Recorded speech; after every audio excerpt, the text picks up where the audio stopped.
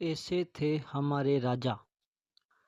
एक राजा प्रतिदिन रात्रि के समय अपने राज्य में वेश बदलकर यह देखने के लिए घूमते थे कि कहीं कोई अधिकारी व अन्य व्यक्ति प्रजा को तंग तो नहीं कर रहा है या कोई लुटेरा तो नहीं घूम रहा है।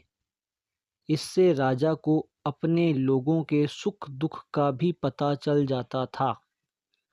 एक रात को वह घूमते हुए नदी किनारे जा पहुँचे। उन्होंने देखा वहाँ एक युवक लेटा हुआ है। राजा ने पास जाकर पूछा, तुम कौन हो? युवक पहले तो इतनी रात गए एक अजनबी को घोड़े पर देखकर डर गया। फिर बोला, मैं लक्ष्मी देवी का दामाद हूँ। अपनी पत्नी को लेने गांव जा रहा हूँ, परंतु मुझे इतना तेज बुखार हो गया है कि मैं एक कदम भी नहीं चल सकता। रात भर यहाँ विश्राम कर लूँगा तो सुबह चलने लायक हो जाऊँगा। राजा ने उसकी जांच की तो वह वास्तव में ज्वर से तप रहा था। राजा ने कहा, बहुत सर्दी है, तुम्हारा यहाँ अकेले रहना ठीक नहीं है। तुम मेरे साथ चलो, मैं तुम्हें उस गांव तक पहुंचा देता हूँ। राजा का वेश बदला हुआ था, इसलिए युवक उन्हें पहचान नहीं सका। वह थोड़ा हिचकिचाया, परंतु राजा के आग्रह करने पर उनके साथ घोड़े पर बैठ गया।